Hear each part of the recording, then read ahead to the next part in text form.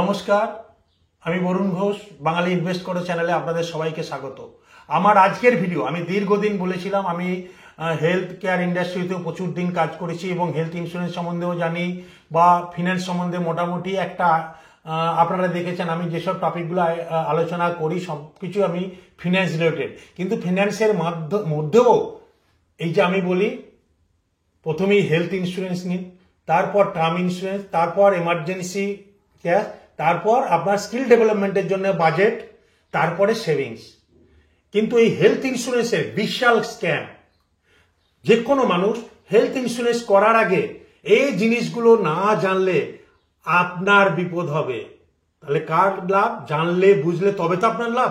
সব এই জিনিসটা দেখুন, হেলথ ইন্স্যুরেন্সের যে জিনিসগুলো করার আগে বা মেডিক্লেম, হেলথ ইন্স্যুরেন্স মানেই তো মেডিক্লেম, করার আগে কোন কোন জিনিসগুলো জানলে আপনার লাভ। পুরো ভিডিওটা দেখতে থাকুন, তাহলে বুঝতে পারবেন কোনখানে স্ক্যামগুলো আমাদের হয়। প্রথম হচ্ছে সাবলিমিট অফ দ্য ডিজিজ। 1 নম্বর লিখে রাখুন, সাবলিমিট অফ দ্য ডিজিজ। যখন আমরা ইন্স্যুরেন্স পলিসি করি, এই সাবলিমিট কি আছে? ধরুন আপনি একটা 5 লাখ টাকার পলিসি করছেন সাম অ্যাসিওরড, তাহলে আপনি তার লিমিট কত, কোন ডিজিজের কত লিমিট, ধরুন 5 লাখ টাকা হলে একটা হসপিটালে যখন ভর্তি হবেন তার বেড চার্জ কত % লাগবে আপনাকে জানতে হবে। সেই ধরুন বেড চার্জের মধ্যেই ধরুন 5 লাখ টাকা নিয়েছেন, আর একটা ডিজিজ হচ্ছে আপনি কস্টলি, সেখানে আপনাকে কত টাকা দেবে সেটা আপনাকে জেনে নিতে হবে। কারণ অনেক রকম সাম অ্যাসিডের ওপর না কোনো একটা অপারেশন বা প্রসিডিউরাল বা হসপিটালে ভর্তি ট্রিটমেন্ট খরচাগুলো দেখছি আজকাল আলাদা করছে, কিন্তু দেখে নেবেন একবার। সাবলিমিট অফ ডিজিজ, কোন সার্জারি এই হসপিটালে এত দেবে, ওই হসপিটালে এত দেবে, এই নার্সিংহোমে করলে এত দেবে, সেগুলো আপনারা জেনে নেবেন। সাবলিমিট অফ দ্য ডিজিজ, তাহলে আপনাদের মঙ্গল হবে। কারণ ধরুন এবার আসছি রুম রেন্ট। রুম রেন্টের ক্যাপ দেখে নেবেন। অনেক পলিসি আছে, অনেকে আছে যে রুম রেন্টের কোনো ক্যাপ নেই, যত যেরকম ডিজিজ সেরকম রুম রেন্টে আপনি থাকবেন, সেরকম অনুযায়ী খরচাগুলো হবে। আবার অনেক পলিসিতে আছে 1% অফ ইউর সাম অ্যাসিওরড হচ্ছে নর্মাল বেড, 2% অফ ইউর সাম অ্যাসিওরড হচ্ছে আইসিইউ বেড। এগুলো কি লিমিট আছে আপনি দেখে নেবেন, কারণ এই রুম রেন্ট রেটের উপরে না আপনার আদার ডক্টর ভিজিট, আদার সার্জারি ফিজ, আদার সার্জারি লিমিট এইগুলোও ভাগ করা আছে। কারণ নেওয়ার আগে এই জিনিসগুলো দেখবেন। তাহলে কি বললাম? সাবলিমিট অফ ডিজিজ দেখবেন, রুম রেন্ট ক্যাপ দেখবেন। 3 নম্বর, কারণ রুম রেন্ট নিয়েছেন আপনি, সামেশন নিয়েছে 5 লাখ, আর আপনার একটা ডিজিজের খরচা হয়ে গেছে, ধরুন কোনো হসপিটালে গেছেন, আপনি ভাবছেন ইন্স্যুরেন্স কোম্পানি আপনার পুরো টাকাটা দিয়ে দেবে, নাও দিতে পারে। সেই জন্য কারণ ওই সাম অ্যাসিওর্ডের উপর ডিপেন্ড করে আপনার খরচাগুলো আজকাল ইন্স্যুরেন্স কোম্পানি বিভিন্ন হসপিটালের সঙ্গে জয়েন্টলি কাজ করছে, সেটা আপনারা জেনে নেবেন। তা নাহলে আপনারা যখন ভাববেন যে খরচা করেছি কেন ইন্স্যুরেন্স কোম্পানি দেবে না, বাট সেই ক্যাশগুলো জানলে আপনি আপনার পলিসি চেঞ্জ করবেন। সো 3 নম্বর কোপেমেন্ট অপশন। অনেক পলিসিতে আছে, বড় বড় পলিসিতে আপনি দেখবেন কিছু কিছু জিনিস আছে কোপেমেন্ট, যে এত % ইন্স্যুরেন্স দেবে, এত % নিজের খরচা দেবে। বিশেষ করে এগুলো কর্পোরেট ইন্স্যুরেন্সে হয়, গ্রুপ ইন্স্যুরেন্সে হয়, সেগুলো দেখে নেবেন। আপনার ইন্ডিভিজুয়াল পলিসিতে যদি ফ্লোটার পলিসি করেন, হাজব্যান্ড ওয়াইফ যদি পলিসি করেন, বাচ্চাকে নিয়ে পলিসি করেন, মা বাবাকে নিয়ে পলিসি করেন, তাহলে সেখানে এই জিনিসগুলো দেখে নেবেন। কোপেমেন্ট অপশন, কারণ it's a very very vital decision. আপনি খরচা করলেন, তারপর বললেন এত % আমাকে দিতে হবে, তাহলে ইন্স্যুরেন্স করে লাভ কি? বা জেনে বুঝে তখন আপনি পলিসি চেঞ্জ করতে পারবেন না, আমি এই পলিসিটা নেবো না, এটা খুব দরকার। 4 নম্বর, একটা পলিসিতে ওয়েটিং পিরিয়ড, কবে থেকে আমি ইন্স্যুরেন্স ক্লেম পাবো, এই জিনিসটা যখন পলিসি করবেন আপনি অতি অবশ্যই অ্যাডভাইজারদের কাছে জেনে নেবেন। কারণ এটার জন্য, সেই জন্য বলছি কেন অ্যাডভাইজাররা এইগুলো ভালো গাইড করতে পারবেন, নাহলে আপনাকে ছুটে বেড়াতে হবে। কারণ অ্যাডভাইজারদের মাধ্যমে আপনি বিভিন্ন কোম্পানিকে আপনি অনলাইনে দেখে নিতে পারবেন, বা নেওয়ার আগে একটি অ্যাডভাইজার রেখে দিলে আমার মনে হয় ভালো হয়, যে আপনার আপদে বিপদে ছুটে বেড়াবে। ফাইন্যান্সিয়াল অ্যাডভাইজাররা এগুলো যদি কোনো একটা অ্যাডভাইজার থাকে এইসব ব্যাপারে, আপনার মনে হয় লাভ হবে। সো অনেক পলিসিতে আছে, সেইগুলো দেখে নেবেন যে কবে থেকে ক্লেম পাবেন। 5 নম্বর, যে দেখে নেবেন কোন কোন ডিজিজ এক্সক্লুশন আছে, কারণ এক্সক্লুশন না জানলে আপনি প্রবলেম পড়ে। যেমন কোভিডের সময় হয়েছিল, কোভিডের এনি ডিজিজ এর মধ্যে ইনক্লুড কিনা জেনে নেবেন। কারণ কোন ডিজিজ কখন মহামারী আসবে আপনিও জানেন না, আমিও জানি না, তাহলে সেটা পলিসি করার আগে ক্লিয়ারলি সেগুলো জেনে নেবেন। কারণ কোভিডের সময় বাজারে প্রচুর পলিসি সেল হয়েছে কোভিড সংক্রান্ত এইসব নিয়ে, কিন্তু আমি যদি একটা পলিসি করি প্রথম দিন থেকে সেগুলো যদি আমার জানা থাকে, এনি ডিজিজ কাভারেজ যদি আমার প্রি এক্সিস্টিং না থাকে, তাহলে সেইগুলোকে জেনে নিতে হবে। জেনে নিলে আপনার প্রবলেম হবে না, তাহলে আপনাকে নতুন করে ওই চিন্তা ভাবনার মধ্যে পড়তে হবে না, যেটা কোভিডের মধ্যে ম্যাক্সিমাম লোকের এই প্রবলেম হয়েছিল। ঠিক না ভুল আপনারা বলবেন, কারণ এগুলো জানলে আপনার লাভ। 6 নম্বর, রেস্টোরেশন অফ সাম অ্যাসিওর্ড। অনেক পলিসিতে আছে প্রত্যেক বছর 25%, 20%, 10% বিভিন্ন পলিসি বোনাস বলে, আবার কেউ বলে রেস্টোরেশন। আগেকার দিনে এটাকে ছিল বোনাস পাচ্ছি, আমার কোনো ক্লেম হয়নি, আমার বোনাস অ্যাড হচ্ছে। বাট এখনকার অনেক পলিসি রেস্টোরেশন ফেসিলিটি, অনেকে ধরুন 5 লাখ টাকা এই বছরই 5 লাখ টাকা খরচ হয়ে গেছে, আবার যদি কারোর হয় তখন কি আমি 5 লাখ টাকা আবার পাবো না পাবো না, সেই রেস্টোরেশন ফেসিলিটি গুলো সাম অ্যাসিওর্ডে জেনে নেবেন কত দিনে হয়, খুব ইম্পর্টেন্ট টুল। তারপর হচ্ছে ক্যাশলেস আর রিইম্বার্সমেন্ট, এই দুটোর মানে কিন্তু আপনাকে জানতে হবে। অনেকে আমরা ক্যাশলেস ক্যাশলেস ক্যাশলেস আছে কিনা এটা নিয়ে ভাবি, এটা যেমন ঠিক, আবার অনেক কিছু জিনিস আছে।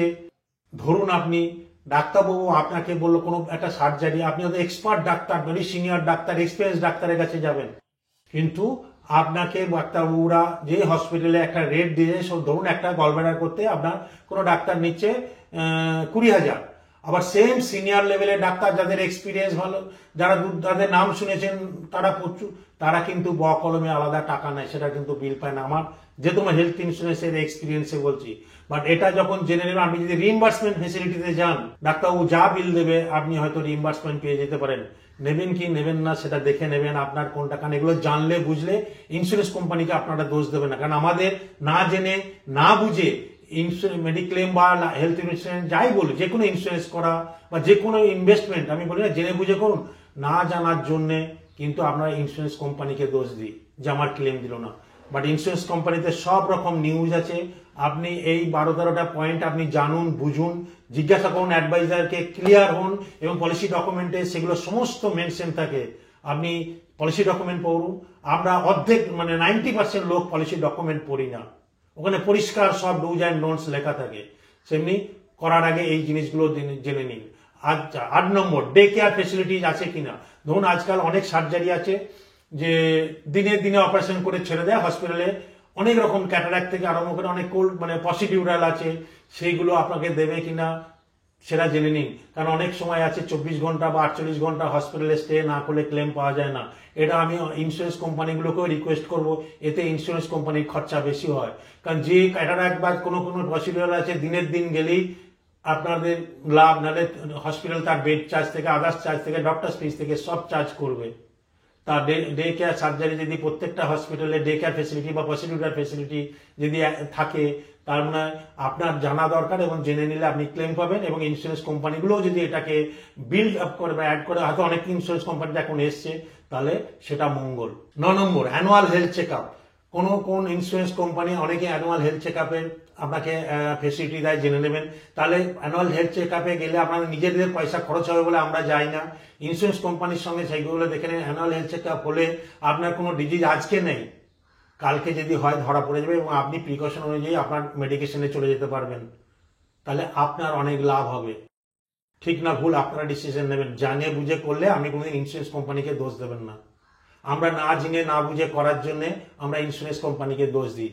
তারপর দেখবেন 10 নম্বর, waiting period for pre existing disease. কোনো একটা মানে ধরুন জেনে নেবেন, ধরুন আজকে আপনার কোনো রোগ নেই বা আছে, সেটা ট্রিটমেন্ট করতে গেলে কতদিন পর সেটা আপনাকে ক্লেম দেবে, সেগুলোকে করা। ধরুন একটা গলব্লাডার, এটা হচ্ছে প্ল্যান, অনেক সময় পরেও করা যায়, এখনো করা যায়, তাহলে ওয়েটিং পিরিয়ড কত, বা এটা সেই এক্সিস্টিং মানে প্রি এক্সিস্টিং হয়ে গেছে, ধরা পড়ে গেছে, তাহলে আপনাকে কতদিন পর সেটার ক্লেম দেবে, বা আদৌ দেবে কি না, গলব্লাডার ধরা পড়েছে আপনাকে ক্লেম, সেটা জেনে নেবেন। 11 নম্বর, ম্যাটারনিটি কাভারেজ রুলস কি, কতদিন ওয়েটিং পিরিয়ড আছে ম্যাটারনিটি, সেগুলোকে আপনারা জানবেন।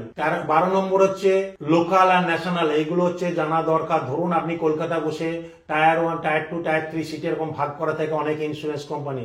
আপনি কলকাতা বসে পলিসি করছেন বা ওয়েস্ট বেঙ্গলে গ্রামে বসে পলিসি করছেন, সেটা বোম্বে গিয়ে সেই ট্রিটমেন্টে কত টাকা পাবেন না 100% পাবেন, এগুলো জানবেন। নাহলে আপনার টাকা যাবে কিন্তু আপনি অত টাকা ক্লেম পাবেন না, না জানার জন্য। Last and very important 13 number point, আমরা মেজরিটি 99% মানুষ আমাদের কোনো রোগ বা ফ্যামিলি হিস্ট্রি আছে কিনা আমরা ইন্স্যুরেন্স কোম্পানি পলিসিতে জানাই না বা এজেন্টরা জানার চেষ্টা করে না। সেখানে যদি থাকে আপনারা জানান, বিড়ি সিগারেট খেলে জানান, অ্যালকোহলিক হলে জানান, তাহলে আপনার পলিসি যদি জেনে বুঝে পলিসি দেয় কোনোদিন পলিসি আটকাবে না। এবং ফ্যামিলি হিস্ট্রি জানানো কর্তব্য জানলে তারা সেইভাবে অ্যাসেস করবে, আপনার টেস্ট করবে, যদি দেখে যে কোনো রোগ নেই আপনাকে প্রি এক্সিস্টিং ডিজিজ ধরা পড়লো বা ফ্যামিলি হিস্ট্রি ধরা পড়লো আপনাকে ক্লেম দেবে। অনেক সময় দেখেছি আমরা মেটেরিয়াল ফ্যাক্ট মানে যা হয়েছে আমার কোনো রোগ আছে না নেই বা আমার পরিবারে কোনো রোগ আছে কিনা, আমার কোনোদিন আগে সার্জারি হয়েছে কিনা আমরা জানাই না। এবং এজেন্ট বা অ্যাডভাইজাররা এইগুলোকে অ্যালুট করে যাতে এইগুলো দিতে গেলে ঝামেলা এবং হয়তো পলিসিটা নাও হতে পারে, সেই জন্য ওরা জানায় না। আপনি জানুন, বুঝুন, এগুলোকে দিয়ে করুন। ইন্স্যুরেন্স কোম্পানিকে দোষ দেওয়ার আগে নিজের দোষটা দেখুন। আমি কি মেটেরিয়াল ফ্যাক্ট বা সবটা সত্যি বলছি? সেগুলো জেনে বুঝে পলিসি করলে এই প্রত্যেকটা ক্লজ, এই যে 13টা পয়েন্ট বললাম, আপনি জানলে বুঝলে কার লাভ, আপনার না অন্য কারো? কারণ আপনি জেনে বুঝে করলে আপনার লাভ। তাহলে আপনার কোনোদিন, এগুলো হচ্ছে বিশাল স্ক্যাম। আপনি জানেন না, বোঝেন না, দিয়ে বলবেন ইন্স্যুরেন্স কোম্পানি টাকা দিল না। এগুলো জেনে বুঝে ইন্স্যুরেন্স করলে আপনার ক্লেম কোনোদিন আটকাবে না। সো আমার বিশদ বক্তব্য হচ্ছে আগে হেলথ ইন্স্যুরেন্স সম্বন্ধে জানুন, বুঝুন, দিয়ে পলিসি করুন। অনেক সময় আমরা কি করি, পোর্ট করি পলিসি। পোর্ট করারও একটা অপশন, খুব ভালো অপশন যেটা নেয়, বা নতুন জায়গায় যখন আপনার পোর্ট করে যাবেন তখন এই জিনিসগুলো ওখানে আছে কিনা আপনি জেনে নেবেন। আইদার যদি কোনো এক্সিস্টিং পলিসিতে করে থাকি তাহলে পোর্ট করে চেঞ্জ করে এই জিনিসগুলো দেখে নিন আছে কিনা, তাহলে পোর্ট করবেন, তাহলে আপনার ভালো হবে। সেই স্ক্যাম বলবো না, আমার না জানাটাই বিশাল স্ক্যাম। আমি নিজের স্ক্যাম নিজে করছি।